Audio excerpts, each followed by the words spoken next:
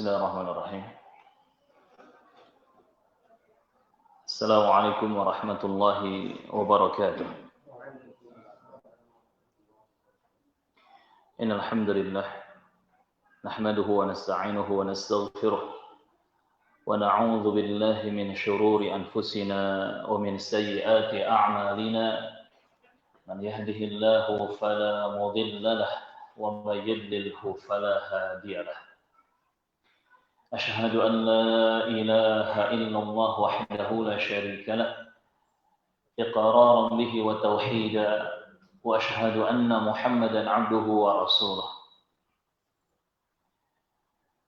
يا أيها الذين آمنوا اتقوا الله حق تقاته ولا تموتن إلا وأنتم مسلمون يا أيها الناس اتقوا ربكم الذي خلقكم من نفس واحدة وخلق منها زوجها وبث منهما رجالا كثيرا ونساء واتقوا الله الذي تساءلون به والأرحام إن الله كان عليكم رقيبا يا أيها الذين آمنوا اتقوا الله وقولوا قولا سديدا يصلح لكم أعمالكم ويغفر لكم ذنوبكم ومن يطع الله ورسوله فقد فاز فوزا عظيما ألا فإن أصدق الحديث كلام الله تعالى وخير الهدى هدى محمد صلى الله عليه وعلى آله وسلم وشر الأمور محدثاتها فإن كل محدثة بدعة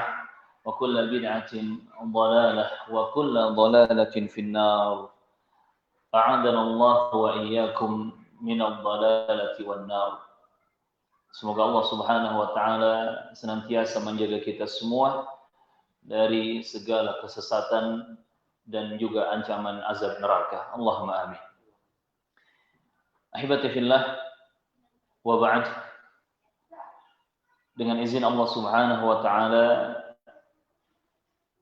di hari yang ketiga bulan Dzulhijjah pada tahun ini tahun 1443 Hijriah bertepatan dengan tanggal 3 bulan Juli 2022 di mana banyak saudara kita kaum muslimin sedang diberi kenikmatan bersiap-siap untuk memasuki musim haji atau hari-hari manasik haji di tanah suci, dan kita yang jauh di sini alhamdulillah masih diberi banyak kenikmatan oleh Allah Subhanahu wa taala. Walaupun mungkin pada tahun ini nikmat yang kita rasakan bukan nikmat naik haji, namun terlepas dari itu ternyata masih banyak nikmat yang Allah Subhanahu wa taala berikan kepada kita. Di antaranya nikmat untuk kita istiqamah memakmurkan masjid-masjid Allah Subhanahu wa taala, duduk di majelis ilmu, bertaman surga dengan teman-teman yang saleh. Dan terkhusus di kota Bandung ini atau Bandung Raya, alhamdulillah kita sudah mulai memasuki masa normal kembali, di mana majelis-majelis ilmu di masjid-masjid kaum muslimin mulai dibuka kembali, dimudahkan, sehingga hampir tidak ada alasan untuk kita tidak bermajelis ilmu. Terlebih lagi di Bandung Raya ini dalam satu waktu yang sama itu bisa diadakan beberapa kajian di tempat yang berbeda. Kalau saya tidak salah, hari ini, pagi hari ini, di waktu yang sama, di tempat-tempat yang berbeda, mungkin lebih dari 5 tempat yang mengadakan kajian ilmu syar'i. Dan alhamdulillah guru-guru kita semua mereka mendakwahkan dakwah yang hak, dakwah tauhid dan juga sunnah Nabi sallallahu alaihi wasallam. Artinya hampir tidak ada alasan untuk kita tidak bermajelis ilmu. Apalagi ilmu syar'i merupakan modal utama dan pertama untuk kita betul-betul bisa meraih keridhaan Allah Subhanahu wa taala, untuk kita bisa mendapatkan kebahagiaan dunia dan akhirat. Ahibati fillah rahimani wa rahimakumullah. Berbicara tentang 10 hari pertama di awal bulan Dzulhijjah. Ingat, Dzulhijjah ini adalah bulan yang ke-12, bulan terakhir dalam 1 tahun Hijriyah. Dan nanti setelah Dzulhijjah kita akan memasuki tahun baru, yakni bulan Muharram. Dan 10 hari pertama di awal Dzulhijjah ini merupakan hari-hari yang paling utama jika dibandingkan dengan hari-hari yang lainnya. Bahkan para ulama sepakat tentang istimewanya siang hari di 10 hari pertama Dzulhijjah. Waalaikumsalam warahmatullahi wabarakatuh. Guru kami, Syekh Abdul Razak bin Abdul Muhsin Al-Abbad Al-Badr, hafizahullah ta'ala, pernah menjelaskan bahwa secara mutlak siang hari di 10 hari pertama bulan Dzulhijjah itu adalah siang hari yang paling utama sepanjang tahun. Dan secara mutlak malam hari di 10 malam terakhir Ramadan itu merupakan malam hari yang paling utama sepanjang tahun. Waalaikumsalam warahmatullahi wabarakatuh. Jadi teman-teman rahimani wa rahimakumullah, kalau kita mencari mana hari-hari yang spesial, hari-hari yang istimewa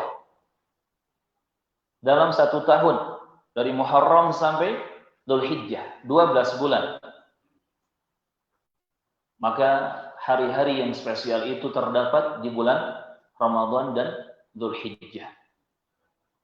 Ramadan ada pada 10 hari terakhirnya, Dzulhijjah ada pada 10 hari pertamanya. Namun yang membedakan adalah siang dan malamnya. Kalau di 10 hari terakhir Ramadan, yang paling istimewa adalah malam-malamnya. Makanya kita dianjurkan untuk begadang, menghabiskan waktu malam dari maghrib sampai subuh dengan ibadah, dengan amal-amal saleh. Adapun di bulan Dzulhijjah, 10 hari pertama bulan Dzulhijjah, maka yang istimewanya adalah siang-siangnya. Dan momentum istimewanya siang hari di 10 hari pertama Dzulhijjah ini sudah mulai kita rasakan sekarang. Bahkan dari mulai hari Jumat yang lalu. Jumat, Sabtu, sekarang Ahad. 3 hari sudah kita rasakan, atau hampir 3 hari kita merasakan istimewaannya waktu siang dalam sepanjang tahun.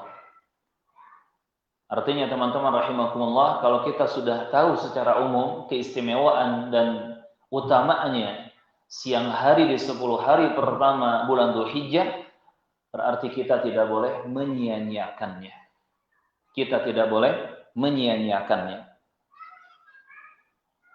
Dan semua amalan ibadah, semua amal saleh secara umum yang dikerjakan di 10 hari pertama di bulan Dzulhijjah ini, itu lebih dicintai oleh Allah Subhanahu wa ta'ala Rabbul Alamin dibandingkan dengan amalan saleh yang dikerjakan di hari-hari yang lainnya. Ini saking utamanya siang hari di 10 hari pertama bulan Dzulhijjah. Berdasarkan sabda Rasulullah Muhammad sallallahu alaihi wasallam dalam hadis yang masyhur, hadis riwayat Al-Bukhari, Abu Dawud, At-Tirmidzi, Ibnu Majah, Ad-Darimi, Ibnu Khuzaimah, Ibnu Hibban, dan para ulama yang lainnya menyebutkan dari Abdullah bin Abbas, Abul Abbas radhiyallahu anhuma. Kebanyakan asatid menyebutkan hadis ini riwayat Al-Bukhari, mencukupkan dengan penyebutan riwayat Al-Bukhari. Dan sesungguhnya hadis ini diriwayatkan oleh hampir banyak ulama hadis. Dan ketika sudah disebutkan hadis riwayat Al-Bukhari dan sahih, memang itu mencukupi. Kata Abdullah bin Abbas radhiyallahu anhuma, Rasulullah Muhammad sallallahu alaihi wasallam bersabda, "Ma min ayyamin al-'amalu salihu fiha ahabbu ila Allah min hadhihi al-ayyam." Yani al-'ashr min awal Dzul Hijjah. Kata baginda Rasulullah sallallahu alaihi wasallam, tidak ada hari-hari yang apabila amalan saleh dikerjakan di hari-hari tersebut, yang itu lebih dicintai oleh Allah Subhanahu wa taala daripada hari-hari ini. yakni 10 hari pertama bulan Dzulhijjah. Yakni ayyamal ashr, hari-hari yang 10, yakni 10 hari pertama di bulan Dzulhijjah. Dengan bahasa lain agar kita lebih mudah untuk memahami makna hadis ini, tidak ada amal saleh yang lebih Allah cintai daripada amal saleh yang bisa dikerjakan di 10 hari pertama Dzulhijjah. Artinya, segala amal saleh secara umum yang disyariatkan secara umum dalam Islam, kalau itu dikerjakan di 10 hari pertama Dzulhijjah, maka itulah amalan yang sangat, yang paling dicintai oleh Allah Subhanahu wa taala. Qalu ya Rasulullah, walal jihadu fi sabilillah, sampai para sahabat bertanya, ya Rasulullah sallallahu alaihi wasallam, walaupun dibandingkan dengan jihad di jalan Allah, Nabi menjawab, walal jihadu fi sabilillah, meskipun dibandingkan dengan jihad di jalan Allah, jihad di jalan Allah tidak bisa mengalahkan amal saleh yang dikerjakan di 10 hari pertama bulan Dzulhijjah. Ini saking utamanya, saking spesial dan istimewanya, saking dahsyatnya kebaikan di siang hari di 10 hari pertama Dzulhijjah. Illa, kecuali kata Rasulullah sallallahu alaihi wasallam, rajulun kharaja bi nafsihi wa malihi, seseorang yang dia keluar menuju medan jihad membawa harta benda semuanya, membawa jiwa raga semuanya, falam yarji' min dzalika bi syai'in, dan setelah itu dia tidak kembali sama sekali. Dia tidak kembali dengan apapun dari yang tadi dibawa keluar rumahnya. Harta bendanya habis digunakan jihad di jalan Allah, bahkan dan nyawanya, tubuhnya, dagingnya habis semua digunakan berjihad di jalan Allah.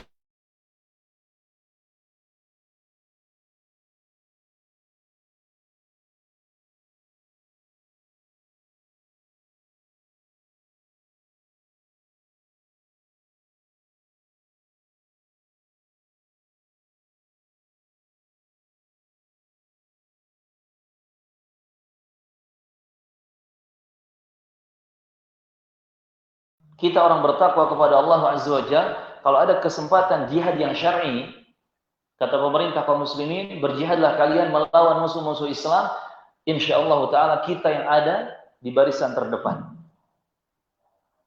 Karena dengan jihad ini semua dosa-dosa akan diampuni oleh Allah, digugurkan kecuali hutang.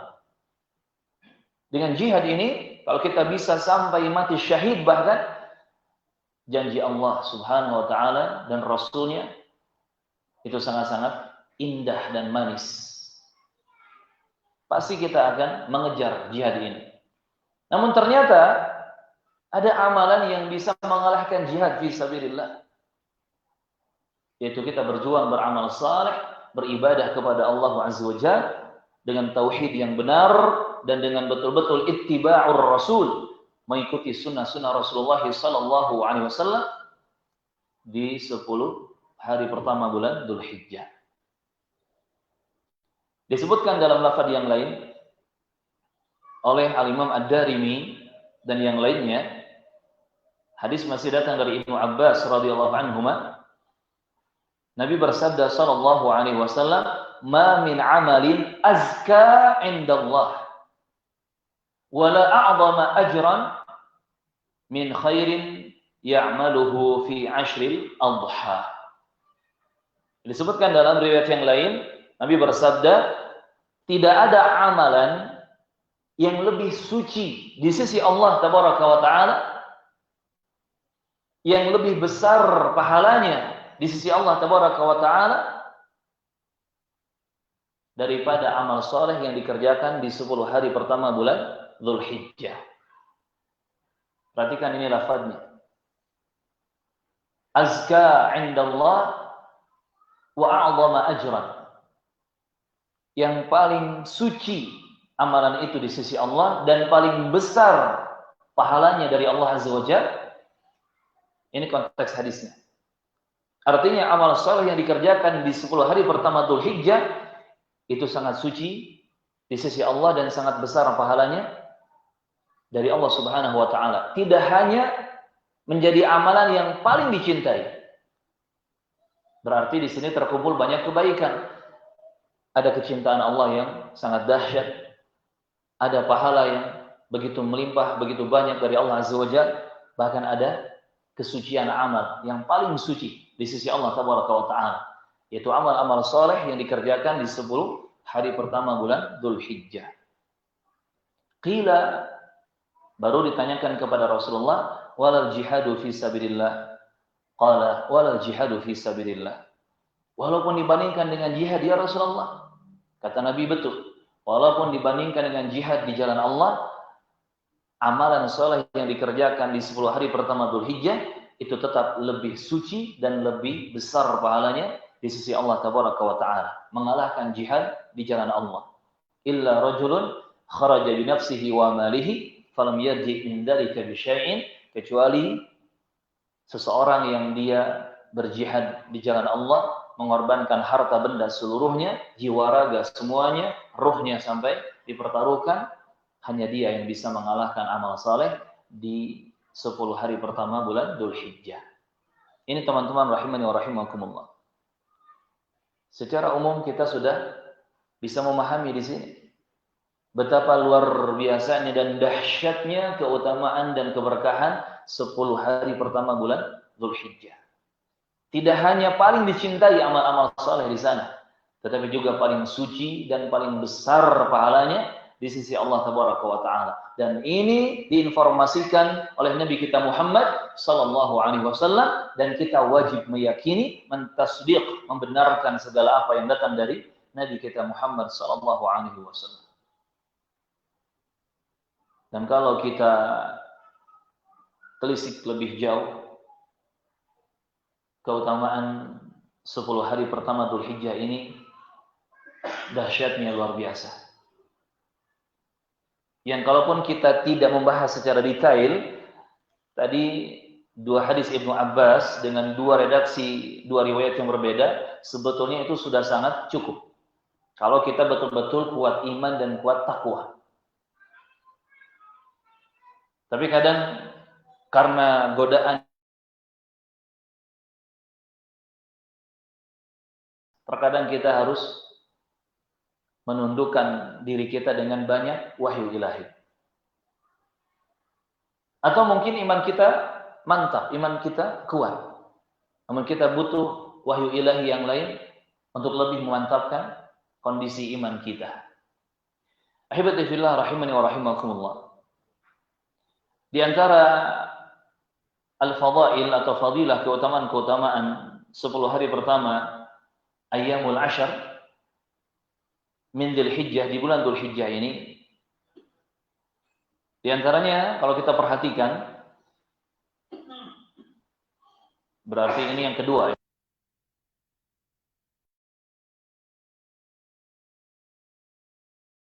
Amal soleh di 10 hari pertama Dzulhijjah itu paling dicintai oleh Allah, paling suci di sisi Allah, dan paling besar pahalanya dari Allah Subhanahu wa Ta'ala. Itu yang pertama. Yang kedua, kalau kita perhatikan di surah Al-Fajr ayat 1 dan 2, Di sini Allah Subhanahu wa taala bersumpah dengan menyebut 10 hari pertama bulan Hijjah. Dan sesuatu yang disebut oleh Allah Subhanahu wa taala dalam sumpahnya itu menunjukkan sesuatu tersebut mulia dan memiliki keutamaan. Allah bersumpah dengan waktu duha, wadduha. Waktu duha punya keutamaan. Wattini wazzaitun, buah tin, buah zaitun. Maka buah-buah tersebut punya keutamaan. Wasyamsi wal qamari, matahari, bulan. Maka benda-benda tersebut memiliki keutamaan.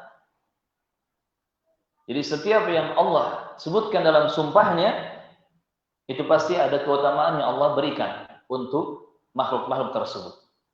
Di antaranya ini 10 hari pertama bulan Dzulhijjah. Allah berfirman, wal fajr. Apa lanjutannya? Walayalin 'ashr. Wal fajri, demi waktu fajar, waktu subuh, ketika fajar shadiq tiba. Lanjutannya ayat kedua, walayalin 'ashr, dan demi malam yang 10. Demi malam yang 10. Tidak sedikit ulama menafsirkan ayat kedua di surah Al-Fajr ini, dan demi hari atau malam yang 10 ini, maksudnya adalah 10 hari pertama di bulan Dzulhijjah. 10 hari pertama di bulan Dzulhijjah. Tapi Ustaz, kan yang utama itu siang harinya. Kenapa di sini disebutkan malam? Tidak akan ada muncul hari tanpa malam. Kan gitu. Dan satu hari itu dimulai, permulaan hari tersebut dari malamnya. Makanya pergantian itu dalam Islam itu bukan jam 00.00, bukan jam 12 malam, bukan. Tetapi dari setelah ghurubus syams, terbenamnya matahari. Dari maghrib itu sudah berganti hari. Makanya begitu maghrib tiba di hari Kamis, di penghujung hari Kamis, kita sebut malam Jumat. Kan gitu. Nah, besoknya pada subuh, ketika sudah terbit fajar, kemudian nanti lanjut dengan terbitnya matahari, tulu'us syams. Nah, ketika terbit matahari, itu mulai siang harinya. Ya rahimakumullah.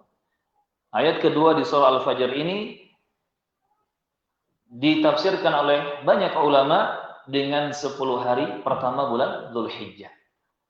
Ini yang dikatakan oleh Al-Imam Ibnu Abbas, juga Al-Imam Ibnu Zubair, termasuk juga oleh Al-Imam Mujahid dan banyak lagi ulama yang lainnya rahimahumullah taala, bahwa walayalin 'ashrin maknanya adalah 10 hari pertama di bulan Dzulhijjah. Nah, ketika Allah tabaraka wa taala menyebutnya dalam sumpahnya, berarti 10 hari pertama Dzulhijjah ini bukan hari-hari yang kosong, bukan hari-hari yang biasa, tetapi tersimpan banyak keutamaan, kebaikan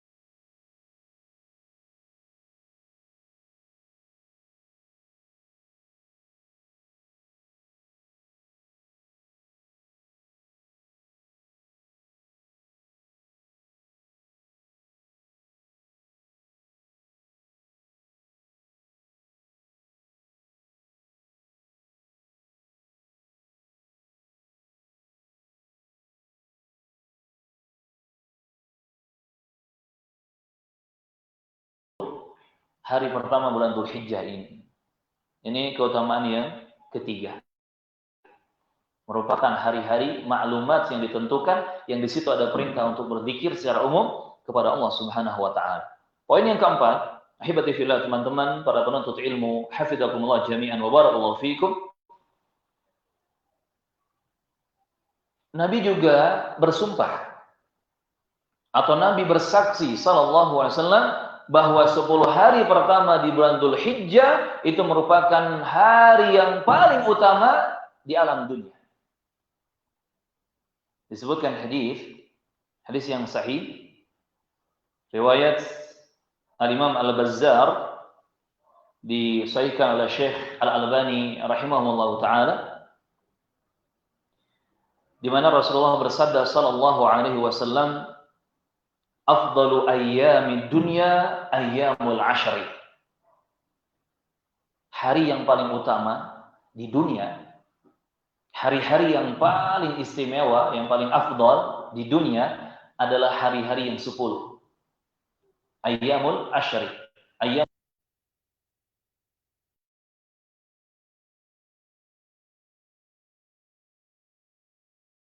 yakni Ashra Dzulhijjah. Maksudnya adalah 10 hari pertama di bulan Dzulhijjah. Qila, kemudian dikatakan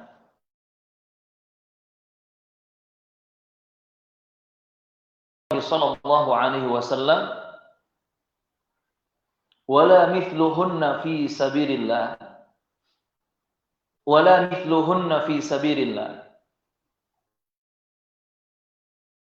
Lebih utama dari jihad di jalan Allah, maksudnya bisa mengalahkan keutamaan jihad di jalan Allah. Qala wala mithluhunna fi sabilillah. Nabi menjawab, ya, termasuk hari-hari ini lebih utama dibandingkan dengan jihad di jalan Allah. Illa rajulun ghaffara wajhahu fit turab, kecuali jika ada seseorang yang menutup wajahnya dengan debu di medan jihad, dengan tanah di medan jihad. Maksudnya ustushhidah, orang ini mati syahid, mata syahidan.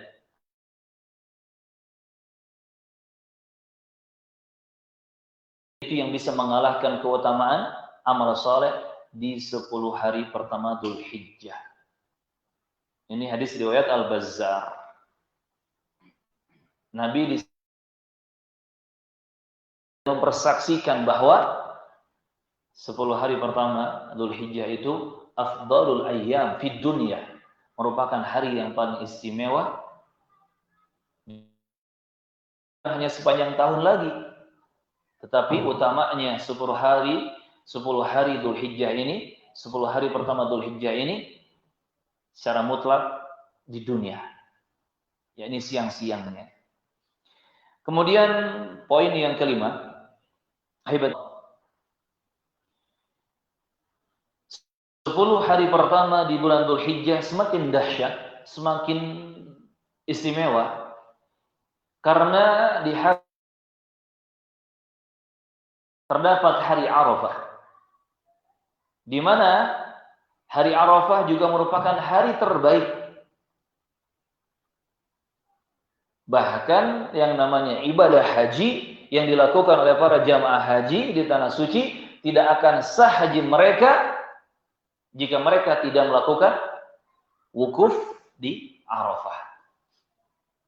Ingat, tempat wukuf dalam ibadah haji hanya satu, yaitu Arafah. Maka bagi yang siapa wukufnya tidak di area tanah Arafah, itu tidak sah wukufnya. Teman-teman sudah pernah haji atau mungkin minimal umrah, karena biasanya jamaah umrah itu dibawa city tour Mekah, dan ketika city tour Mekah pasti melewati tempat-tempat hajian. Arafah hanya Muzdalifah, Mina, Jamarat, itu pasti dikelilingi. Nah, kita di sana melihat, zaman sekarang lebih mudah lagi, lebih jelas lagi. Ada batas-batas, ini tanah haram, ini tanah Arafah, ini sudah bukan tanah Arafah, ini batas bidayah tanah Arafah, ini batas nihayah akhir tanah Arafah dan seterusnya. Itu jelas ada batasan-batasannya. Nah, sahnya wukuf jamaah haji itu ketika mereka wukuf tanggal 9 Dzulhijjah itu hari Arafah itu di area Arafahnya. Tidak boleh keluar dari area tanah Arafah tersebut. Makanya jelas ada pelang-pelang berwarna merah ya. Ada pelang-pelang penunjuk. Ini batas tanah Arafah. Agar jamaah haji tidak salah wukuf. Karena kalau sampai wukufnya tidak di tanah Arafah, misalkan dia masuk ke Mina ya atau ke area tanah yang lain, maka tidak sah wukufnya. Tidak sah wukufnya. Apalagi sampai wukufnya di Iran misalkan. Di Karbala. Sudah mah nggak sah, dosa pula. Ustaz, ada pengen wukufnya di Cikole, wukuf di Cikole ya. Itu camping namanya. Tiris pula. Wukuf itu di Arafah. Dan di 10 hari pertama Dzulhijjah ini ada hari Arafah. Yang itu merupakan hari terbaik. Merupakan hari.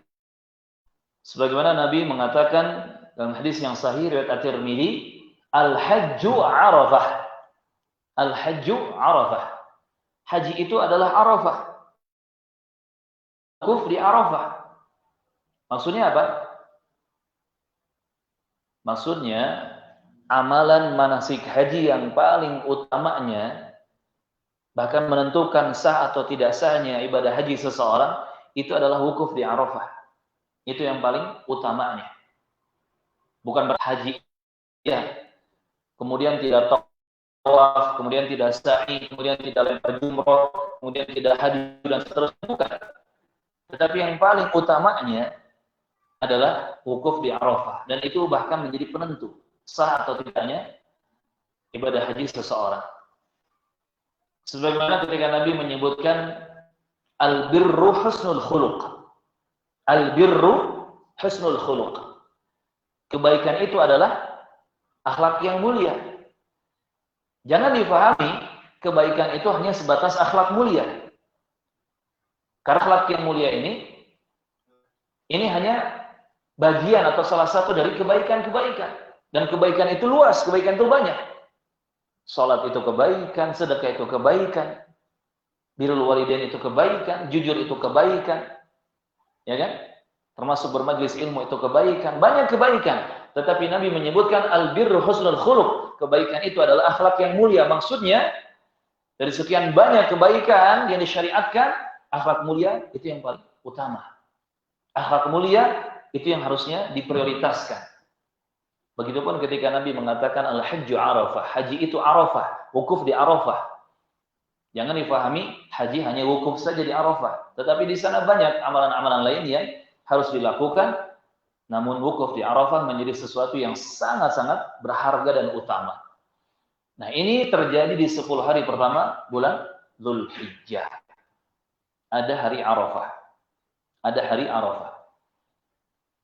Bahkan bagi kaum muslimin yang tidak bisa melakukan ibadah haji di tanah suci atau di Arafah, mereka disyariatkan untuk melakukan puasa sunnat yang disebut dengan shaum Arafah atau puasa di 9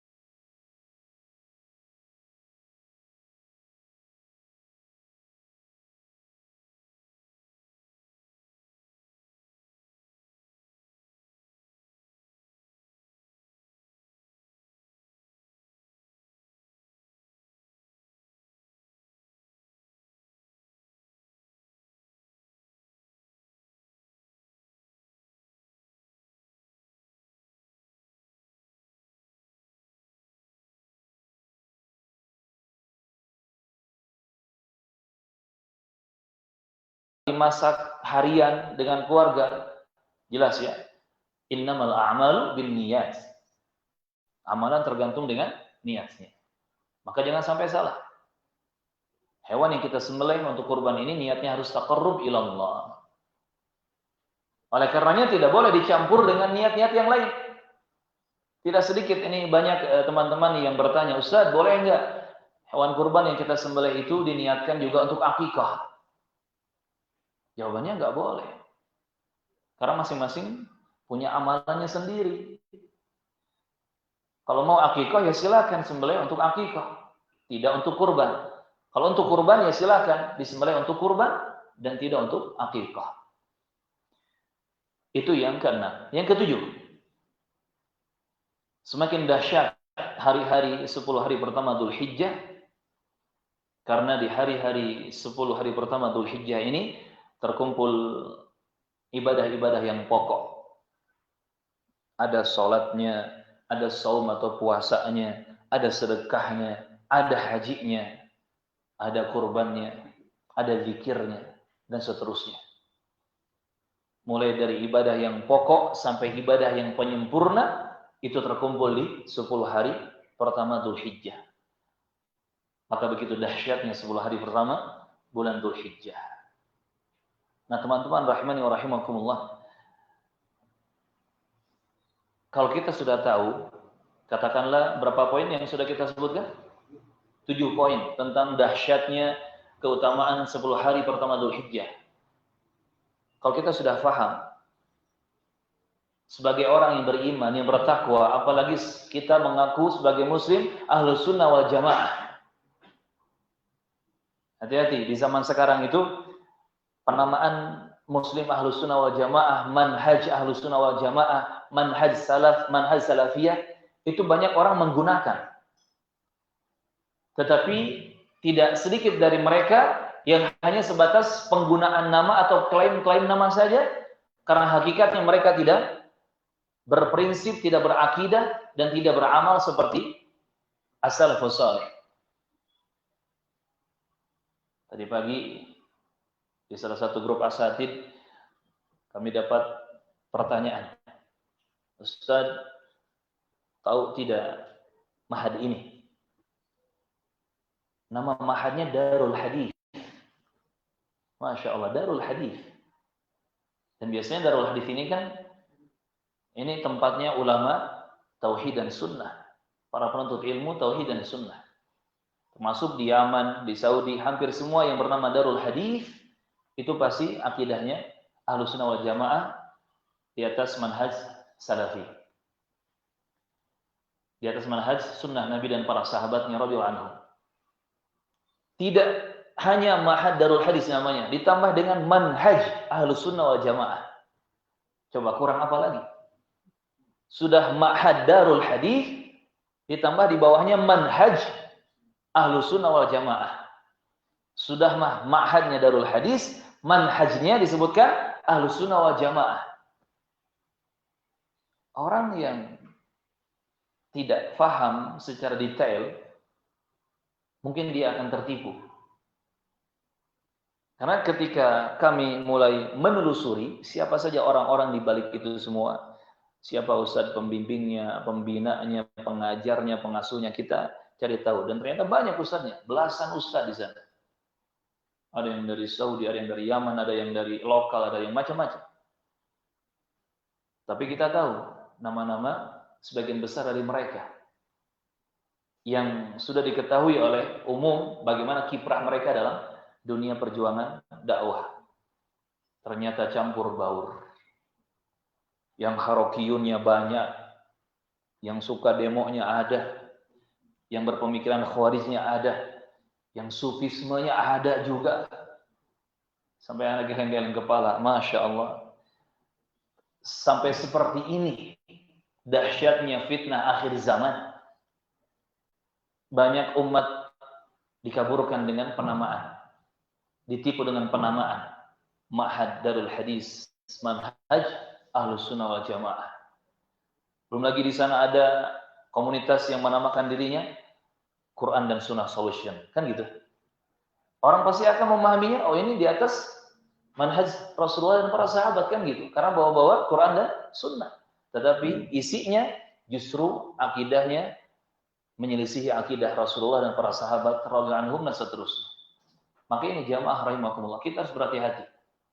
Kita harus berhati-hati dalam mencari ilmu agama Islam ini, tidak asal-asalan berguru, tetapi harus kita ketahui guru ini pernah belajar di mana, kepada ulama siapa. Itu penting. Itu penting. Termasuk kitab apa saja yang dia pelajari, yang dia ajarkan. Karena siapa ulamanya, siapa gurunya, apa background belajarnya, kitab apa yang dipelajari dan diajarkan, dari situ bisa ketahuan.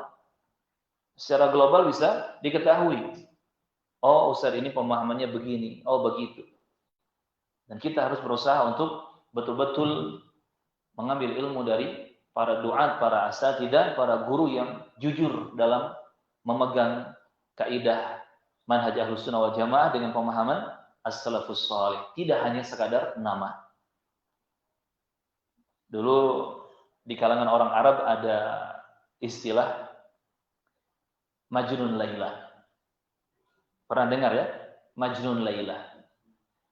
Orang gila karena tergila-gila kepada si Laila. Disebut Majnun Laila. Orang gila karena tergila-gila kepada Laila. Sampai penyair Arab mengatakan, Kullun yadda'i waslan bi Laila, walakin Laila la tuqirru bidzaka. Setiap laki-laki mengaku punya hubungan khusus, punya hubungan spesial dengan si Laila, wanita yang cantik jelita. Tapi ternyata Laila tidak mengakui itu semua. Ini namanya cinta bertepuk sebelah sandal. Iya, cinta bertepuk sebelah sandal ya. Ini fenomena di akhir zaman di mana banyak orang mengaku kami Ahlus Sunnah wal Jamaah, kami di atas manhaj salafiyah, kami.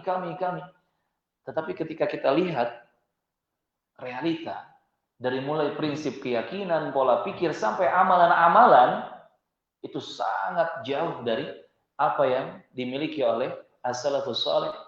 Sangat jauh dari apa yang diajarkan oleh Rasulullah dan para sahabatnya radhiyallahu anhum. Jadi kalau kita pakai istilah penyair tadi, di akhir zaman ini banyak komunitas Majnun Laila, kan gitu. Ya tinggal dikiaskan saja. Maka semoga Allah Tabaraka wa Ta'ala membimbing kita ke jalan yang lurus, jalan yang betul-betul diridhoi oleh Allah Subhanahu wa Ta'ala, as-siratal mustaqim. Allahumma amin.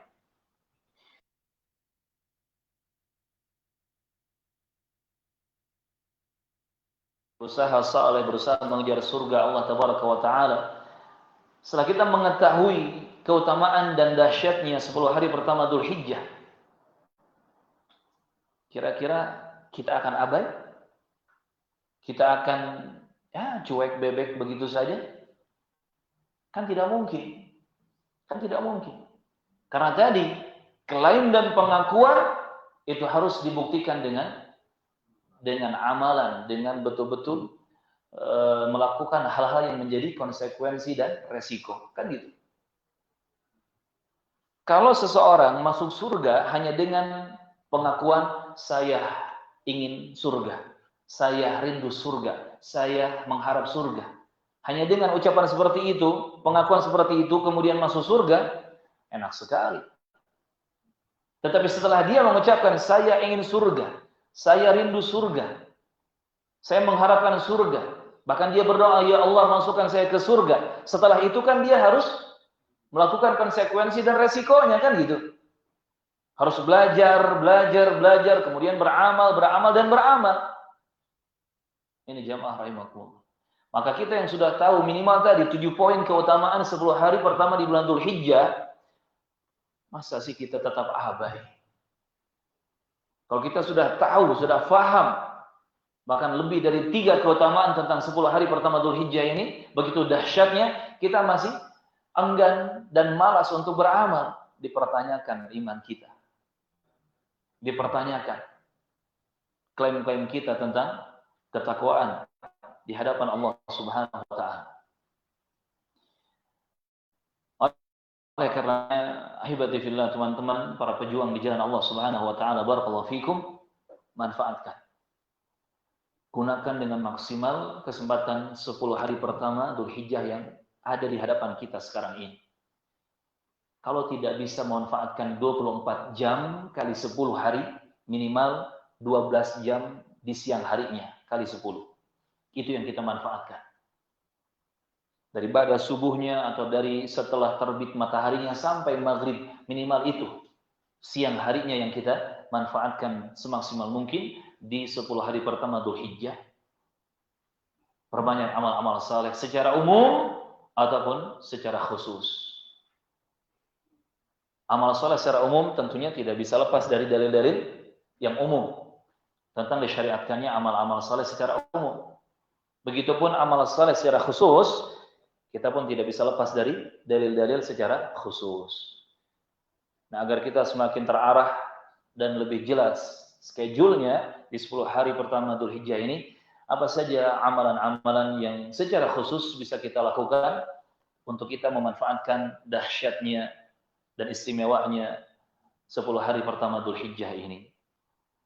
Amalan yang pertama, ahibati fillah, teman-teman rahimani wa rahimakumullah, usahakan kita berpuasa, kita saum sunat 9 hari di 9 hari pertama bulan Dzulhijjah ini.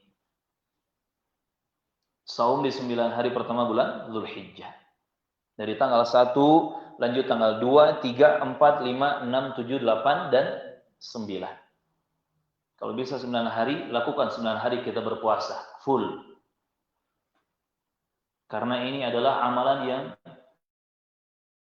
sunnahnya telah jelas, ajarannya telah jelas dari Nabi kita Muhammad sallallahu alaihi wasallam. Ada yang mengatakan, kata siapa Rasulullah puasa 9 hari di awal bulan Dzulhijjah? Kita jawab, kata istri-istri beliau radhiyallahu anhun. Kata istri-istri beliau. Di antaranya dalam hadis riwayat Abu Daud dari Hunaidah bin Khalid, ya, disebutkan bahwa istri-istri Rasulullah radhiyallahu anhunna, mereka menyaksikan bahwa Nabi berpuasa sunat dari tanggal 1 sampai 9 Dzulhijjah.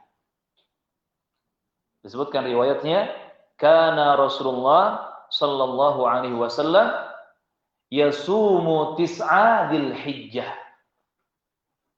Adalah Rasulullah sallallahu alaihi wasallam biasa. Ingat, lafaz kana dalam sebuah hadis bisa bermakna terbiasa, kebiasaan, atau pernah. Bisa maknanya kebiasaan, sudah terbiasa melakukan, atau pernah melakukan. Nabi terbiasa berpuasa tis'a Dzulhijjah, 9 hari di bulan Dzulhijjah. Lafadznya tis'a Dzulhijjah, bukan tasi'ah, bukan ke-9. Beda kan antara 9 hari Dzulhijjah dengan ke-9 di bulan Dzulhijjah. Redaksinya jelas, tis'a, 9 hari Dzulhijjah di bulan Dzulhijjah. Siapa yang mengatakan ini? Istri-istri Nabi, yakni ibunda kita, ibunda kaum muslimin, mengatakan ini dan mempersaksikannya. Bahkan kata ibunda kita atau para ibunda kita, yakni istri-istri Nabi radhiyallahu anhunna, tidak hanya 9 hari di Dzulhijjah saja. Tidak hanya 9 hari di Dzulhijjah. Wa yauma Asyura, Nabi juga terbiasa berpuasa hari Asyura. Kapan Asyura? 10 Muharram, ya, nanti bulan setelah Dzulhijjah. Wa thalathata ayyamin min kulli syahri. Dan Nabi juga terbiasa puasa 3 hari. 3 hari di setiap bulan Hijriah. Ini bisa bermakna Ayyamul Bid, 13, 14, 15, pertengahan bulan Hijriah setiap bulannya. Juga bisa bermakna 3 hari mutlak. Mau di awal bulan Hijriah, di pertengahan, ataupun di akhir bulan Hijriah. Silakan 3 hari berturut-turut puasa, ini mutlak. Wa awwala ihnain minasyahri wal khamis. Dan juga Nabi terbiasa puasa Senin pertama awal bulan serta hari Kamis. Maksudnya Senin Kamis. Apalagi kalau Senin Kamisnya ada di pekan pertama awal bulan Hijriah, pasti Nabi kejar. Ini persaksian dari para ibunda kita, ibunda kaum muslimin, yakni istri-istri Nabi Muhammad radhiyallahu anhunna. Kalau tidak percaya, buka Sunan Abu Dawud, cari hadis nomor 2437. Sunan Abu Dawud, hadis nomor 2437. Disebutkan hadis ini di dalam Sunan Abu Dawud tersebut. Maka jelas jumhur ulama disyariatkan dan disunnahkan berpuasa 9 hari di awal bulan Dzulhijjah, tanggal 1 sampai 9. Karena para istri Nabi mempersaksikan Nabi Muhammad melakukan amalan tersebut radhiyallahu anhunna. Hibati fillah rahimani wa rahimakumullah. Dan bagi seseorang yang dia tidak bisa saum atau puasa full 9 hari di awal Dzulhijjah, maka silakan berpuasa semampunya. Kalau bisanya hanya tanggal 2 sampai tanggal 9, silahkan. Atau mungkin apa istilahnya selang-seling ya. Tanggal 1 puasa, duanya tidak, 3 puasa, 4-nya tidak, dan seterusnya. Silahkan. Tapi jangan sampai ditinggalkan puasa 9 Dzulhijjah. Puasa 9 Dzulhijjah atau puasa hari Arafah. Karena ini keutamaannya sangat dahsyat. Menghapuskan dosa kita fisana al-madiyah wal baqiyah. 1 tahun yang lalu dan 1 tahun berikutnya. 2 tahun dosa digugurkan dengan puasa 9 Dzulhijjah. 1 hari saja. Makanya nggak terbayang kalau kita sampai bisa berpuasa 9 hari full. Tanggal 1 sampai 9 Dzulhijjah kita puasa sunnah. Nggak terbayang seperti apa pahalanya dan sebanyak apa dosa yang berhak untuk digugurkan. Karena tadi 9 Dzulhijjah saja sudah menggugurkan 2 tahun dosa. Subhanallah.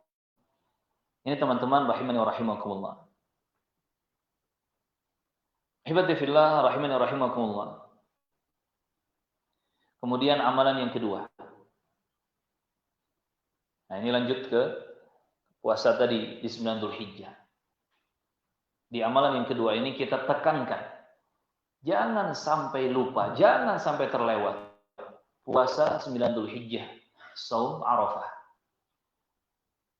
Yang kalaupun tanggal 1 sampai tanggal 8 Dzulhijjah, qadarullah kita sibuk, kita capek, kita lupa, kita nggak sempat untuk puasa sunat. 9 Dzulhijjah jangan sampai terlewat. Ini kita letakkan di posisi kedua, amalan yang kedua. Karena jelas ya hadisnya, sahih, hadis riwayat Muslim.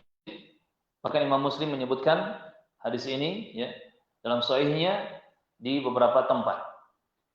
Di mana Rasulullah bersabda sallallahu alaihi wasallam,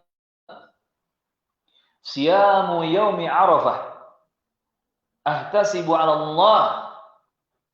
Tentang puasa hari Arafah itu, yakni 9 Dzulhijjah, aku meminta, aku betul-betul berharap kepada Allah Subhanahu wa taala an yukaffiras sana. Lafaz lain, an yukaffiras sana allati qablahu was sana allati ba'dahu. Aku berharap kepada Allah Azza wa Jalla puasa Arafah itu bisa menggugurkan dosa 1 tahun sebelumnya dan 1 tahun setelahnya. Jadi dalam suatu riwayat disebutkan 1 tahun sebelum dan 1 tahun setelah.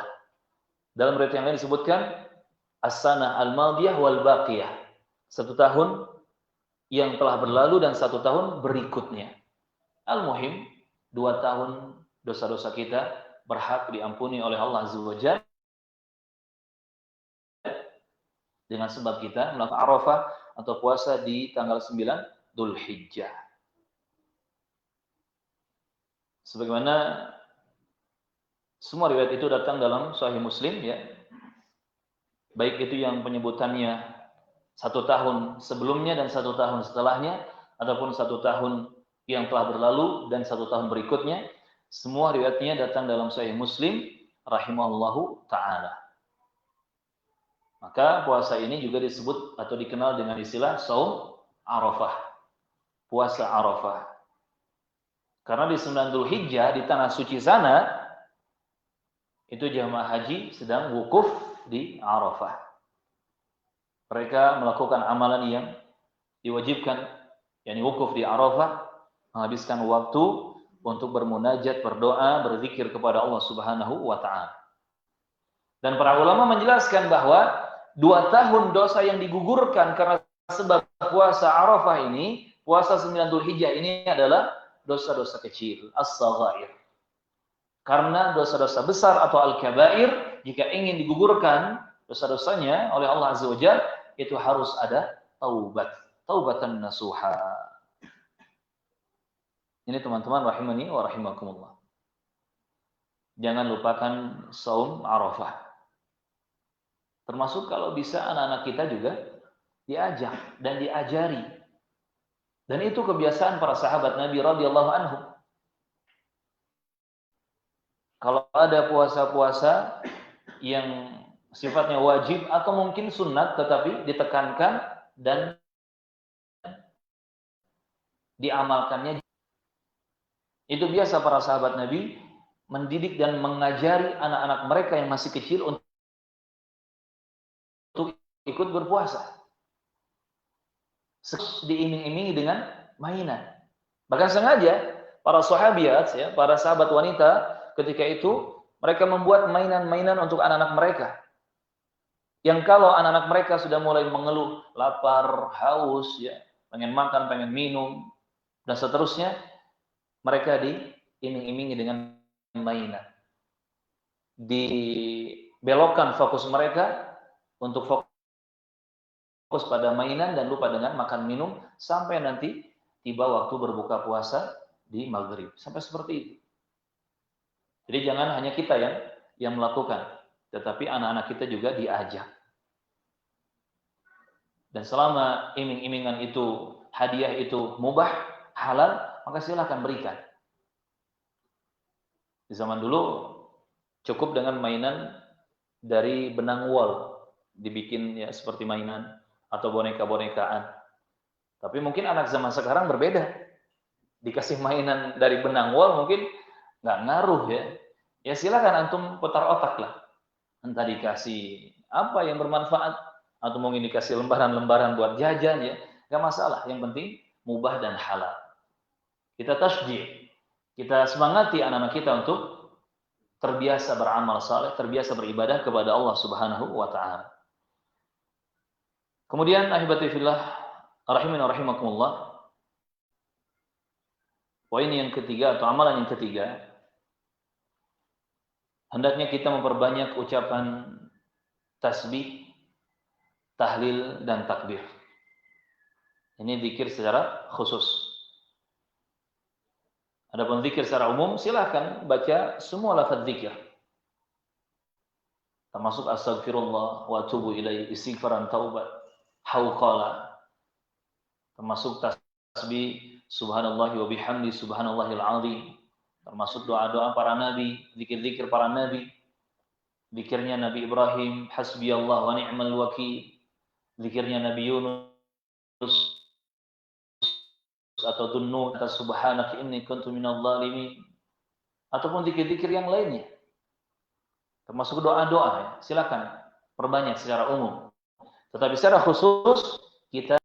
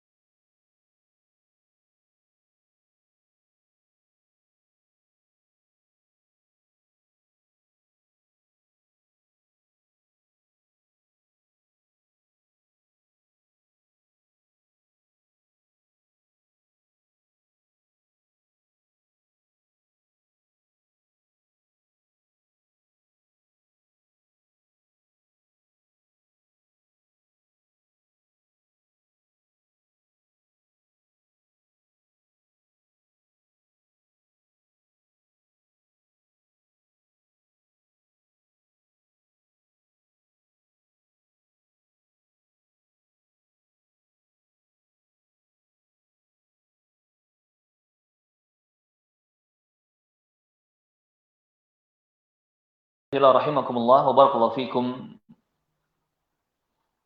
Perbanyak amal saleh dan ketaatan kepada Allah tabaraka wa taala secara umum.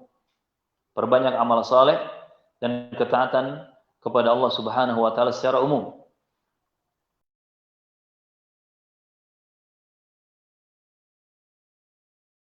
Tilawah Qur'annya, murojaah hafalan Qur'annya, termasuk sedekahnya, berbagi, menderma, menolong sesama, berbakti kepada orang tua, sayang kepada pasangan halal, kepada keluarga, anak, istri, semua amal soleh diperbanyak. Termasuk jujurnya, menjaga amanahnya, menjauhi yang haram, menjauhi kedustaan, menjauhi ghibah, menjauhi namimah, menjauhi buhtan atau tuduhan-tuduhan, menjauhi riba, menjauhi khamr, menjauhi semua yang haram-haram. Pokoknya amal soleh dan ketaatan kepada Allah dan Rasulnya diperbanyak di 10 hari pertama Dzulhijjah ini. Termasuk tidak hanya puasa sunat, tetapi juga sholat sunatnya diperbanyak. Setelah kita menjaga sholat wajib, sholat sunatnya juga diperbanyak. Rawatibnya, qabliyah, ba'diyah yang mengiringi sholat wajib, sholat duhanya, tahiyatul masjid, syukur wudu atau taharahnya, termasuk di malam hari, tahajudnya, witirnya, dan seterusnya. Diperbanyak amal-amal saleh. Walaupun kita sedang di jalan, naik motor, naik mobil, perbanyak zikir dengan lisan kita. Perbanyak istighfar. Perbanyak istighfar. Astagfirullah, astagfirullah, astagfirullah. Apalagi kalau kita, na'udzubillah, keluar dari rumah, keluar dari majelis ilmu, dari masjid, kita berada di jalanan, itu fitnahnya luar biasa. Di zaman sekarang fitnahnya luar biasa. Ya fitnah syahwat di mana-mana, ya fitnah syubhat juga menyerang dari mana-mana, kan gitu. Makanya rugi kalau lisan kita diam saja. Rugi kalau lisan kita diam saja. Bahkan seakan-akan terbawa arus menikmati suasana fitnah di jalanan. Na'udzubillah. Maka berbanyak istighfar, berbanyak zikir secara umum. Ketika melewati macetnya jalanan, ada lampu merah, apalagi lewat pasar, itu pasar harian, pasar kaget yang betul-betul mengagetkan kita ya. Pasar apa lagi itu? Itu perbanyak istighfar, perbanyak zikir. Kan lumayan nih, dari rumah ke Masjid Al-Furqan misalkan, ada yang 1 jam ya kan? Ada yang setengah jam. Yang paling lama tadi dari rumah berapa waktu? Ada yang sampai 2 jam nggak? Nggak ada. 1 jam setengah? 1 jaman kurang lebih. 1 jam tuh. Kalau kita pakai zikir, pakai murojaah Quran, pakai istighfar, kan banyak pahala dan kebaikan yang kita dapatkan. Tapi kalau kita tenggelam dengan suasana arus jalanan, apalagi iklan di mana-mana, kalau nggak aurat, ya alhaakumut takatsur kan gitu. Kan gitu kan iklannya kan?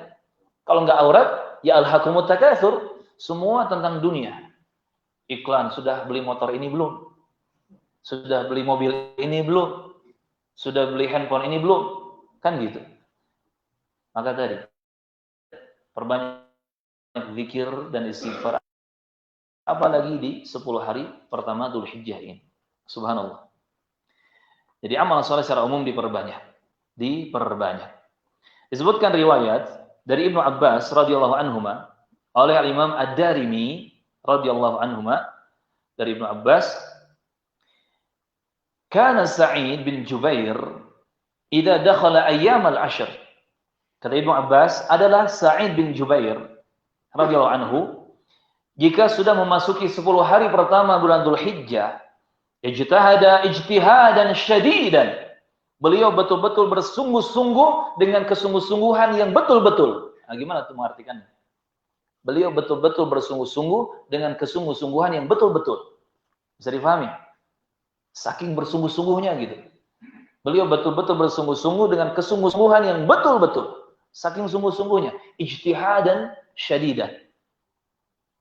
Hatta ma yakadu yaqdiru alaih. Sampai-sampai beliau sendiri, yakni Sa'id bin Jubair, tidak mampu melakukannya. Artinya apa? Betul-betul maksimal dalam memanfaatkan 10.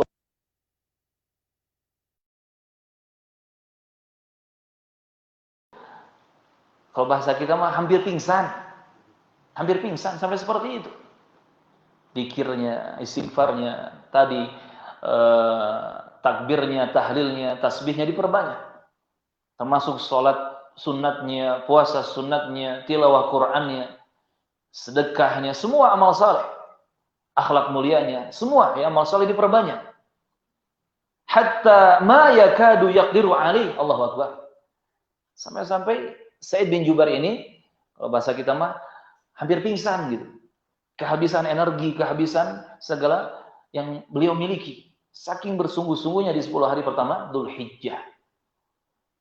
Makanya hati-hati kalau kita di 10 hari pertama Dzulhijjah masih santai-santai, masih rebahan gitu ya. Ada istilah mager ya. Males gerak, males gegeroh, males apa lagi? Mager pokoknya. Ini bahaya. Berarti kita tidak memanfaatkan 10 hari pertama Dzulhijjah. Dan dimanapun kita berada, manfaatkan. Kita betul-betul ijtihad, bersungguh-sungguh mencari pahala dari Allah Azza wa Jalla di 10 hari pertama Dzulhijjah ini. Ya misalkan kalau antum ingin habiskan waktu dengan majelis ilmu misalkan, di 10 hari pertama Dzulhijjah, dari tanggal 1 sampai 9. Kalau bisa 1 hari itu full antum kajian. Habis dari masjid ini pergi ke masjid sana. Beres masjid ini pergi ke masjid sana. Pulang ke rumah betul-betul tepar. Istirahat karena kecapean. Seperti itu perjuangan Sa'id bin Jubair kurang lebih. Dan ini disaksikan oleh Ibnu Abbas radhiyallahu anhuma. Karena spesialnya hari-hari ini kita rasakan ketika kita betul-betul bisa memanfaatkannya dengan amal soleh dan ketaatan. Tanpa amal soleh dan ketaatan, gak mungkin kita merasakan spesialnya hari-hari ini. Sebagaimana bulan Ramadan. Ya kan? Terkhusus di 10 hari terakhir Ramadan. Kita bisa merasakan nikmatnya, lezatnya, spesialnya 10 hari terakhir Ramadan karena kita berjuang. Kita ngejar sholat taraweh yang dari Ba'da Isya sampai subuh kalau bisa kan gitu. Kita berusaha untuk betul-betul beribadah. Baca Quran, mengejar khatam kalau bisa sehari sekali atau 3 hari sekali. Kan gitu. Kemudian ketika kita istirahat, kita tidur, kita rehat, terasa nikmatnya. Karena sudah lelah beribadah. Nah kurang lebih seperti itulah perjuangan kita di 10 hari pertama Dzulhijjah ini. Cuman bedanya kalau 10 hari terakhir Ramadan di malam-malamnya, kalau 10 hari pertama Dzulhijjah di siang-siangnya. Tapi kurang lebih perjuangannya mirip-mirip. Hibati fillah rahimakumullah. Kemudian amalan yang kelima. Jangan lupakan haji dan umrah bagi yang mampu. Jangan lupakan haji dan umrah bagi yang mampu. Di surah Al-Imran ayat ke-97 Allah Subhanahu wa taala berfirman, "Walillahi 'alan nasi hijjul bait man istata'a ilaihi sabila." Dan Allah mewajibkan bagi manusia, ingat, yang wajib haji dan umrah itu semua manusia. Bukan hanya umat Islam saja, semua manusia.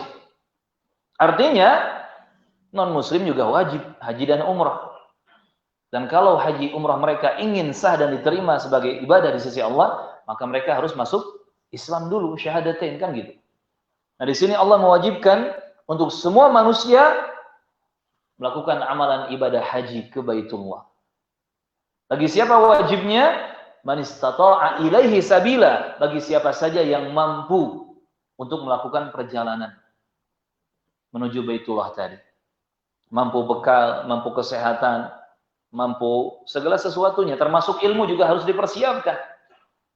Makanya pasti dalam rombongan umrah, rombongan haji itu ada pembimbingnya, ada ustadz yang membimbingnya. Hibati fillah rahimakumullah. Dan ibadah haji serta umrah ini juga merupakan amalan yang mulia di sisi Allah, bahkan sebagai sarana untuk taqarrub, mendekatkan diri kepada Allah Subhanahu wa taala. Kalau kita kumpulkan keutamaan haji dan umrah sangat banyak ya. Lebih dari 5 bahkan 6 keutamaan. Kita sebutkan secara singkat saja kesimpulan dari banyak dalil ya, baik itu Quran ataupun hadis Nabi yang sahih. Di antaranya haji dan umrah akan membuat kita ini suci kembali. Suci dari noda dan dosa. Seperti kita lahir dari rahim ibu kita, bersih tanpa noda. Haji dan umrah juga bisa menghapuskan dosa-dosa yang kemudian mengantarkan kita ke surga. Karena kata Rasulullah, bagi haji yang mabrur tidak ada balasan illal jannah, kecuali surga. Termasuk haji dan umrah juga bisa menggugurkan dosa dan kemiskinan. Fa innahuma yanfiyanil faqra wad-dzunub. Kata Rasulullah sallallahu alaihi wasallam ketika merintahkan lakukan umrah dan haji. Jaringkan umrah untuk haji. Karena dua amalan tersebut, amalan haji dan umrah, yanfiyanil faqra wad-dzunub, akan menghilangkan kefakiran dan dosa-dosa. Jadi orang pulang haji, pulang umrah, nggak ada yang miskin. Justru miskinnya itu dihilangkan. Nggak ada yang kelaparan, justru kelaparannya itu dihilangkan dan dibukakan pintu-pintu rezeki bagi dia yang lebih banyak. Tidak hanya rezeki yang didatangkan, tetapi juga dosa-dosa diampuni sehingga dia mendapatkan keberkahan dan kesucian. Juga haji dan umrah ini merupakan seutama-utama amalan setelah jihad fi sabilillah, bahkan bisa berpahala jihad fi sabilillah. Termasuk orang yang haji dan umrah berarti dia sedang menjadi tamu Allah, duyufur rahman, duyufullah, dan doanya juga didengar dan dikabulkan oleh Allah Subhanahu wa taala. Masih banyak ya keutamaan haji dan umrah yang lainnya. Yang pasti haji dan umrah ini juga ditekankan pengamalannya di 10 hari pertama Dzulhijjah. Bagi siapa yang mampu dan bisa, silakan untuk mengamalkannya dan jangan menyia-nyiakannya. Yang kalaupun tidak bisa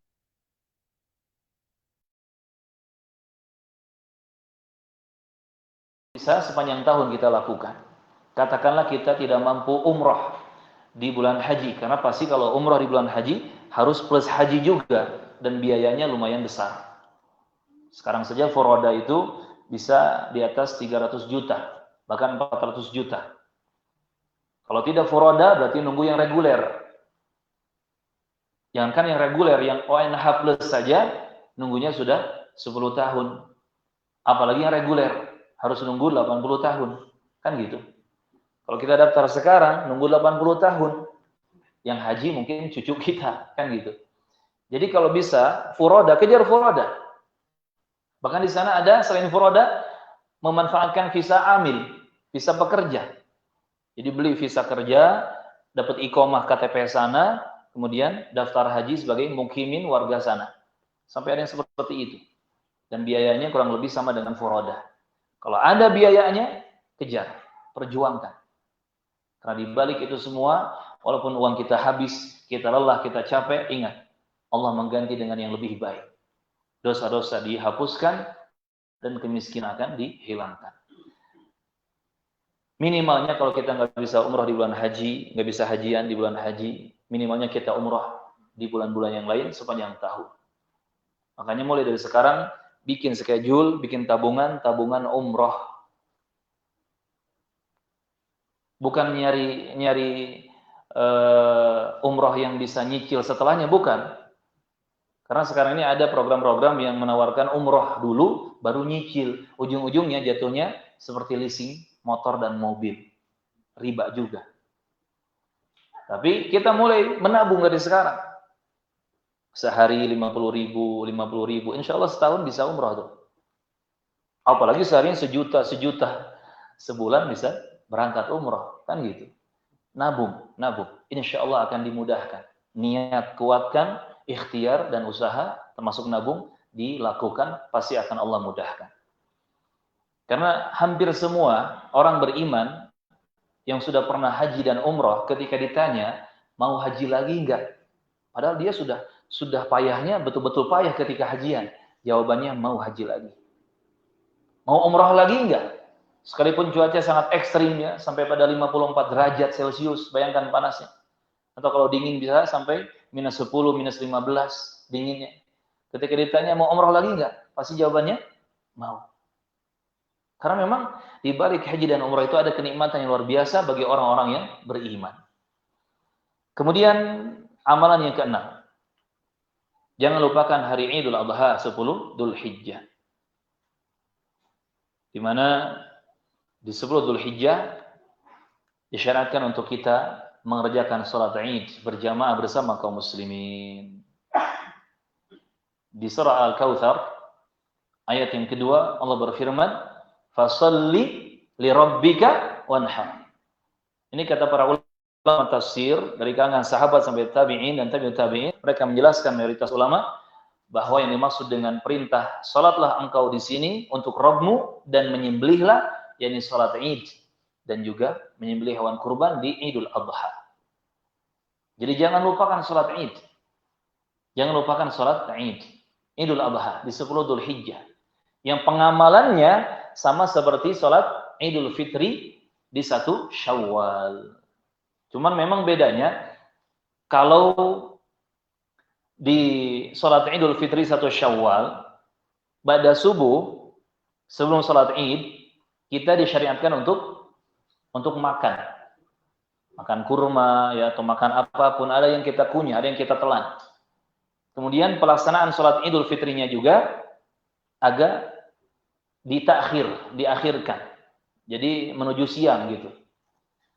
Misalkan subuh jam 5, salat Idul Fitrinya setengah 8 atau jam 7 ya. Kalau Idul Adha ada perbedaan.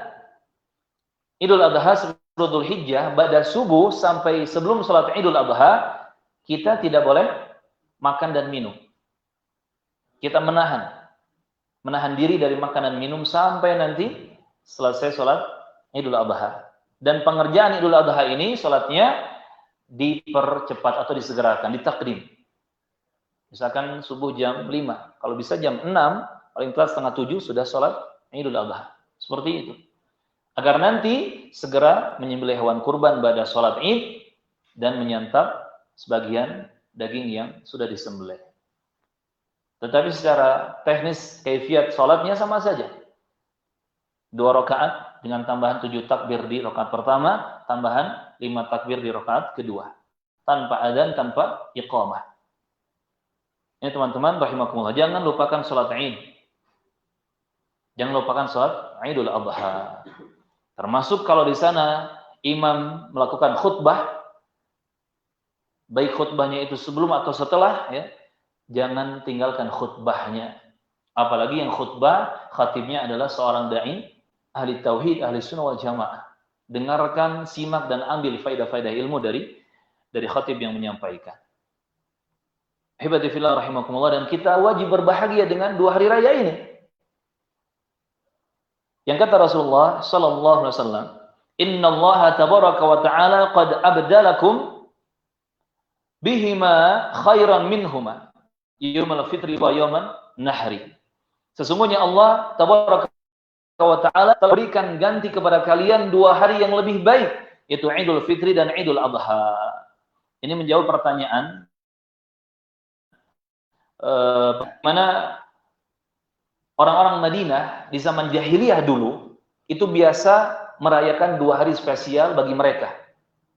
Yang kemudian kata Rasulullah kepada para sahabatnya, kepada kaum muslimin, Allah sudah mengganti 2 hari kalian di zaman jahiliyah itu dengan 2 hari yang jauh lebih baik untuk kalian sekarang, yaitu Idul Fitri dan Idul Adha. Yaumul Fitri dan Yaumun Nahar. Idul Adha disebut juga hari Nahar, Yaum Nahar. Kenapa? Karena unta disembelih di hari tersebut. Nahar ini sembelihan yang diberlakukan kepada unta. Kalau sembelihan yang diberlakukan kepada sapi, domba dan kambing namanya dzabah. Nahar untuk menyembelih unta, dzabah untuk menyembelih sapi dan domba. Tata caranya pun berbeda. Kalau dzabah sapi dan domba seperti yang tadi kita jelaskan ya, dibaringkan di lambung kirinya, disembelih. Kalau naharnya unta itu unta dibiarkan berdiri di atas 3 kaki, di mana satu kaki depannya diikat ke atas, diangkat, kemudian ditusuk leher di atas dadanya, ditusuk, dirobek, dibiarkan mengalirkan darah sampai jatuh sendiri. Ini namanya nahar. Cara menyembelih unta dengan nahar. Nah, kita harus berbahagia dan gembira dengan hadirnya hari raya kaum muslimin ini. Bahkan hari raya Idul Adha ini harus kita sikapi lebih dari kita.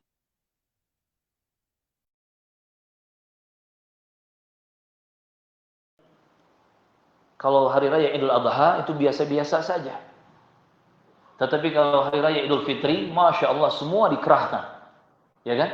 Sampai mudik, sampai apa. Padahal yang lebih besar, hari raya terbesar umat Islam adalah Idul Adha. Karena tidak hanya 10 Dzulhijjah saja, berlanjut pada 11, 12, 13 Dzulhijjah. 4 hari kita berhari raya di Idul Adha. 10 sampai 13. Hari nahar dan hari-hari tasyrik. Termasuk kita menyembelih hewan kurban selama 4 hari itu. Dan kata Rasulullah, hari Id itu adalah yaumu aklin wa syurbin wa dzikrillah. Hari makan, hari minum, hari berzikir kepada Allah. Dalam satu riwayat disebutkan, hari Id itu adalah yaumu aklin wa syurbin wa la'bin wa dzikrillah. Hari untuk makanan, minuman, bermain-main dan berzikir kepada Allah Azza wa Jalla. Nah, makanya di mahad-mahad sunnah, di pesantren-pesantren yang betul-betul menjalankan sunnah nabawiyah, itu suasananya terasa sangat-sangat bahagia, gembira, luar biasa. Mengalahkan Agustusan tanggal 17. Betul. Lomba-lomba kita lakukan. Karena memang hari itu hari untuk makan, minum, bermain-main, dan tetap berzikir kepada Allah. Nah, seharusnya ini umat Islam ini menyikapi hari raya Idul Adha ini lebih dari menyikapi Idul Fitri, apalagi 17 Agustus. Jadi silakan yang dulu ya punya kreativitas biasanya di hari kemerdekaan, salurkan di hari raya Idul Adha. Ustadz, boleh nggak kita bikin perlombaan apa itu? Panjat oli. Ya kan ada olinya biasanya kan? Boleh, silakan. Segala hal yang mubah, permainan, lakukan di 4 hari tersebut. Ini makanya enaknya hidup atau enaknya berkumpul dengan orang yang sefrekuensi, sama-sama faham ilmu, sama-sama faham aturan Allah dan Rasulnya, maka kita akan merasakan kenikmatan bersama-sama. Makanya antum, barakallahu fikum, kalau tidak ada tanggung jawab di tempat tinggalnya, silahkan antum cari mahad-mahad yang menyembelih hewan kurban, bantu di sana, termasuk ikuti acara-acaranya selama 4 hari sampai hari-hari tasyrik untuk menghidupkan sunnah nabawiyah. Tapi kalau antum ada tanggung jawab di tempat tinggalnya, silakan di situ ya, lakukan yang terbaik. Dan kalau bisa warnai masyarakat. Coba antum menjadi pelopor menghidupkan sunnah di hari Idul Adha sampai hari-hari tasyrik.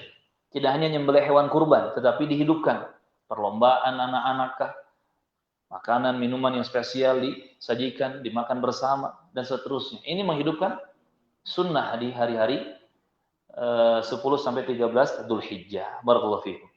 Kemudian teman-teman rahimakumullah yang terakhir, karena kalau tidak diakhiri ya sangat banyak amalan yang bisa kita amalkan. Dan ini mungkin yang harus jadi prioritas. Jangan lupakan menyembelih hewan kurban, udhiyah. Jangan lupakan kurban.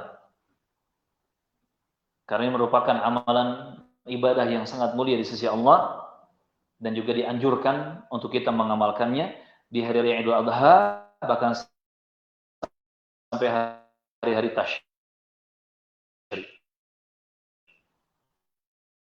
Kita kepada Allah Subhanahu. Allah berfirman di surah Al-An'am ayat 162. Al-An'am 162.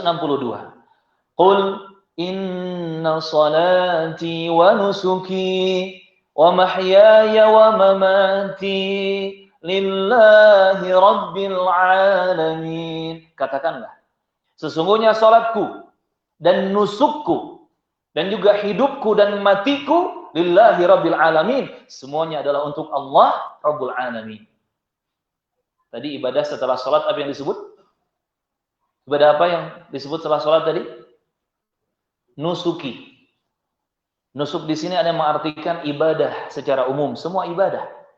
Semua ibadahku untuk Allah Azza wa Jalla. Dan tidak sedikit ulama tafsir yang menafsirkan nusuk di sini adalah zabah, dabhi, sembelihanku. yakni sembelihan hewan kurban.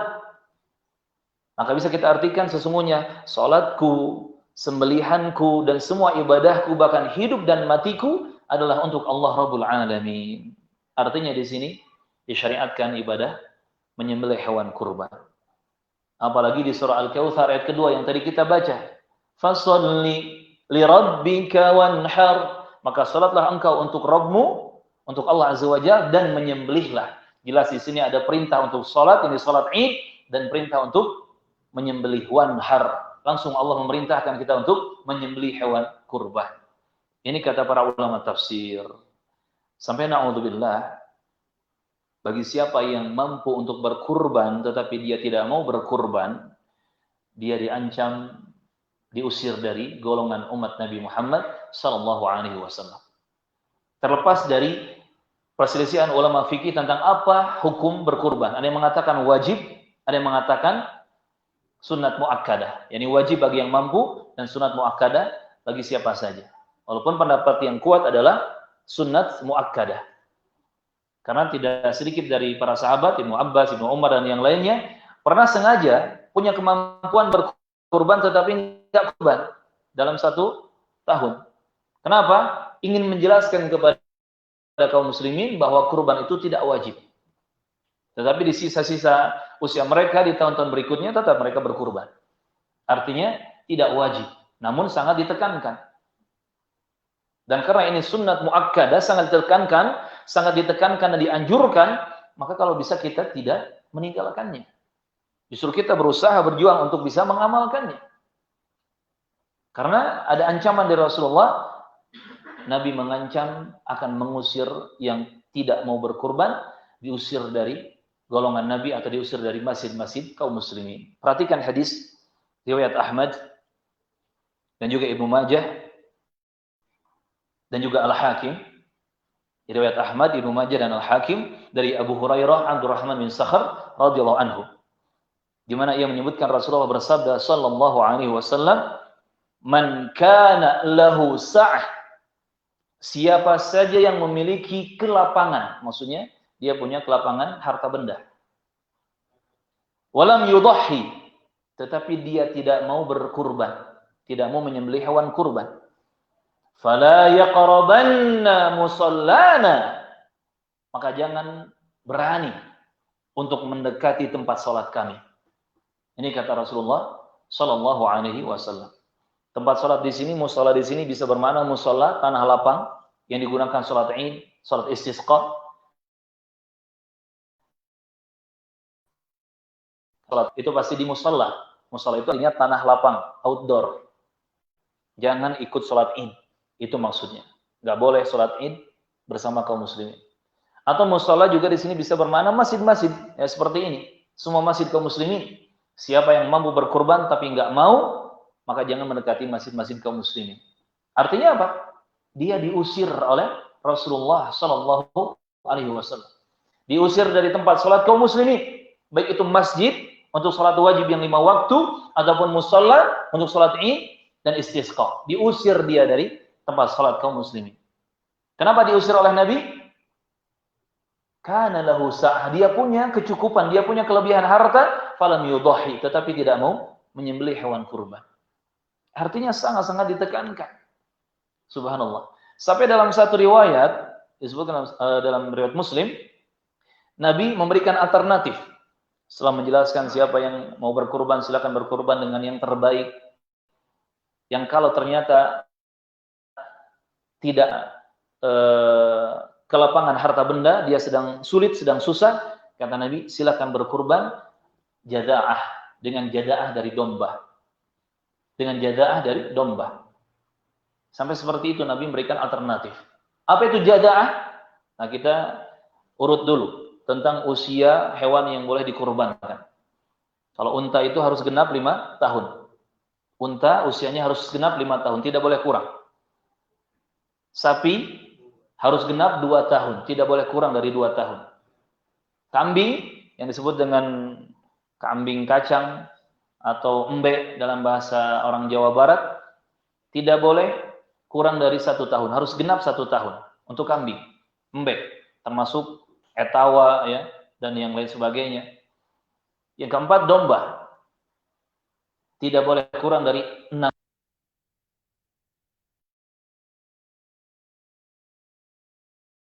Jadaah dari domba jadaah genap 6 bulan usianya, itu sudah boleh dikurbankan, termasuk sudah boleh digunakan untuk akikah.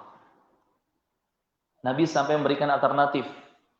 Kalaupun memang sedang sulit, sedang pas-pasan, silakan berkurban dengan jadaah. Dan ternyata dalam Islam, akikah ataupun kurban tidak wajib jantan. Memang afdalnya hewannya jantan, tetapi tidak wajib. Artinya, mau jantan boleh disembelih, mau betina juga boleh disembelih. Yang penting bukan jenis ketiga. Ya barangkali ada ya, nggak boleh itu.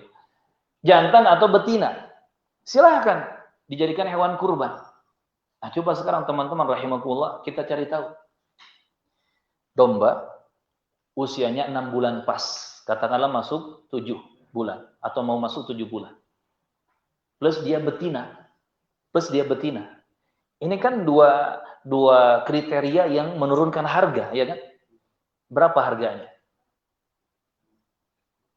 Bahkan bisa jadi kurang dari 1,5 juta. Atau mungkin bisa kurang dari 1 juta. Kalau antum langsung beli ke peternak, petani-petani di kampung. Domba genap 6 bulan, betina. 1 juta atau 1, sekian juta. Terus antum tidak berusaha. Antum bilang nggak mampu, sedangkan handphone antum harganya 3 juta ke atas. Motor antum harganya 15 juta ke atas. Antum punya mobil, walaupun nyicil misalkan, antum sudah nyicil, masuk uang 100 juta lebih. Terus antum bilang nggak mampu kurban. Waliyadzubillah. Makanya Al-Imam Abu Hatim rahimahullah disebutkan, riwayat oleh Sufyan Ats-Tsauri, Abu Hatim Ar-Razi rahimahullah berusaha untuk nyari pinjaman, berhutang di hari raya Idul Adha. Ketika sudah dapat pinjaman, sudah bisa berhutang, beliau belikan tuh uangnya untuk beli unta digiring dan disembelih. Taqarruban ila Allah, sebagai kurban kepada Allah Azza wa Jalla. Ketika ditanya, kenapa sampai demikian?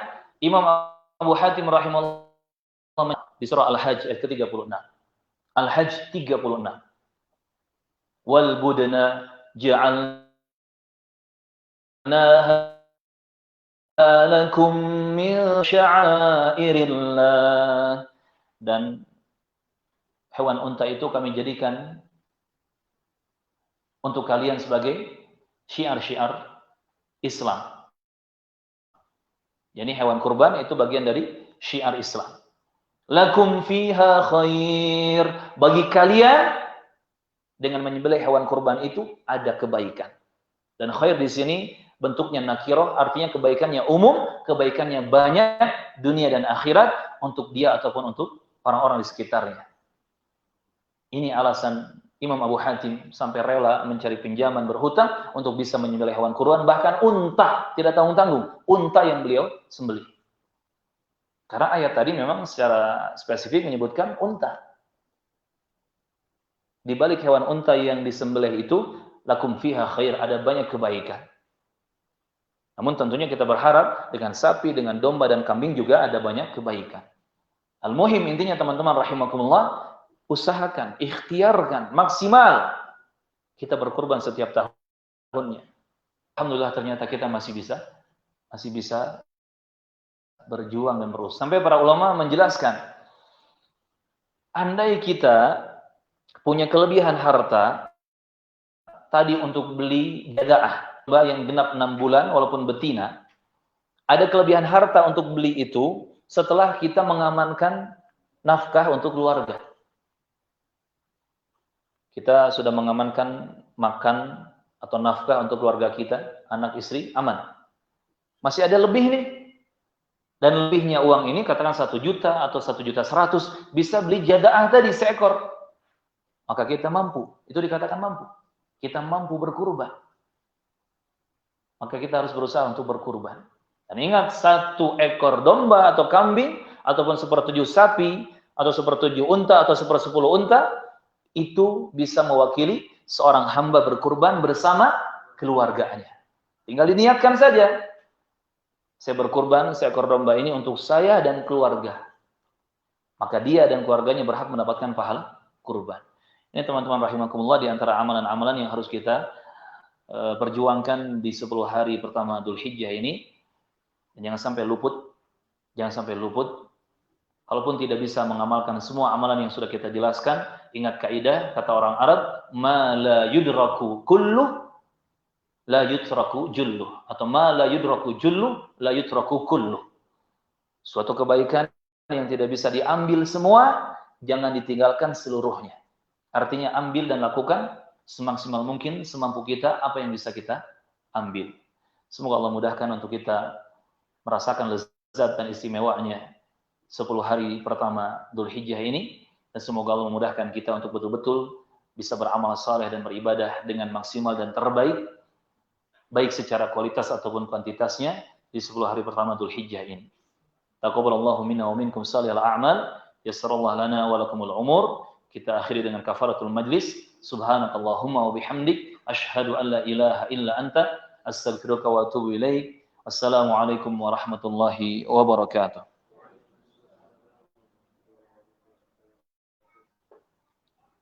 Astagfirullah.